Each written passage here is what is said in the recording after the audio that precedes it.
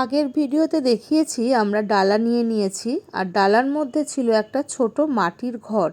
ওই মাটির ঘরটাতে আমরা জল ভরবো, তাই জন্য এই পুকুরের সামনে এসেছি। আর এখানে আছে সতী মায়ের অনেকগুলো মূর্তি। এবার এখানে যারা যারা মহিলারা আছেন, মানে বিবাহিত মহিলারা আছেন, তারা এখানে মাকে সিঁদুর দান করেন। আর এই দিকে একটা ঘাট আছে, আর ডান দিকে আর একটা ঘাট আছে। ওই ঘাটটা ছবি তোলা হয়নি। আর এই যে পুকুরটা দেখতে পাচ্ছেন, এই পুকুরটার নাম হচ্ছে দুধ পুকুর। এই পুকুরে থেকেই জল নিতে হয়, নিয়ে বাবার মাথায় ঢালতে হয়। আর অনেকে এই পুকুরে এসে স্নান করেন, স্নান করে তারপরে বাবার মন্দিরে যান। আমরা যেহেতু স্নান করে এসেছিলাম, তাই আমরা হাত পা ধুয়ে তারপরে আমরা গিয়েছিলাম। আর এতটাই মানে পিছল ছিল যে নামতেও খুব ভয় লাগছিল, কেন অনেকটা মানে নিচে তো আছে ঘাটের সিঁড়িগুলো। তো যাই হোক, এখান থেকে আমার হাজব্যান্ড জল নিয়ে নিয়েছে।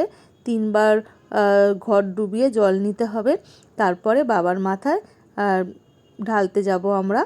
এই যে নিয়ে নিয়েছে, আর আমি আমার হাজব্যান্ডকে সবটাই বলে দিচ্ছিলাম। আমার হাজব্যান্ড অনেক বছর আগে এসেছিল, তখন আমিও এসেছিলাম, আমার মা, আমার শাশুড়ি মা সবাই এসেছিলাম। আর অনেক দিন হয়ে গেছে বলে ও একটু নিয়মগুলো একটু ভুলেও গেছে, তাই আমি ওকে বলে বলে দিচ্ছিলাম। আর আমি যেহেতু আগে অনেকবার এসেছি, আর কিছুদিন আগেও আমি অবশ্যই এসেছিলাম, তাই আমার মনে আছে। আর আমার এখানে মামার বাড়ি, মাসির বাড়ি সবই এই আশেপাশে, তাই আমি অনেকবার এসেছি। আর সেই আগের ভিডিওতে দেখিয়েছিলাম আমাদের সেই ছোট্ট রাধা।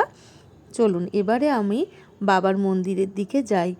এই অশ্বত্থ গাছটা অনেক বছর আগের। এই অশ্বত্থ গাছটা ঘিরেই এই গোটা মন্দিরটা, আর ওখানেই বাবার শিলা আছে। আর এখানে যাদের যাদের মানে মানসিক আছে, তারা গণ্ডি কাটেন। এই দেখুন 3জনে গণ্ডি কাটছে। এবারে আমরা ভেতরের দিকে যাওয়ার চেষ্টা করি। আর এখানে দেখুন চিঠির মাধ্যমে অনেকে মনের ইচ্ছা লিখে গেছে। আর আমার ভিডিওটা কেমন হয়েছে আমাকে অবশ্যই জানাবেন। আবার পরের ভিডিওতে আপনাদের সাথে দেখা করছি।